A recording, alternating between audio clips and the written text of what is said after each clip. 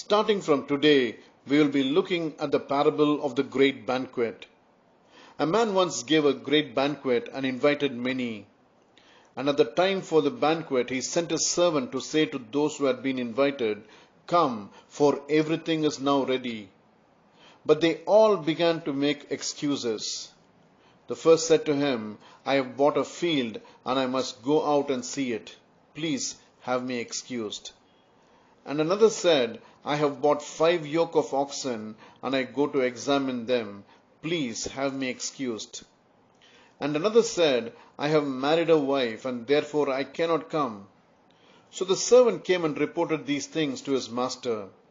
Then the master of the house became angry and said to his servant, "Go out quickly to the streets and the lanes of the city and bring in the poor and crippled and blind and lame."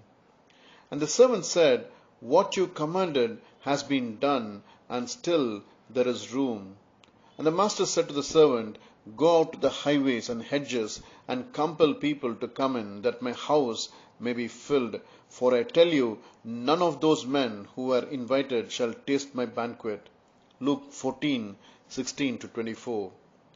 We will be looking at verses 16 and 17, which reveal 2 invitations, both given to the same group of people.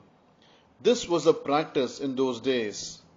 The first invitation would go out well in advance, and at that time the invitees would express whether they would come or not. When the feast was ready, they would again receive an invitation to come. This was not a potluck dinner. The guest had to just come. To contribute anything at all would be an insult to the one who invited them. This is a picture of salvation. God has prepared everything for salvation. We can contribute nothing but our sin that necessitates it. God desires the salvation of people. Jesus has accomplished salvation by dying on the cross, and we must simply come to Him for the forgiveness of our sins. Stay tuned as we dwell more on this parable, and have a blessed day.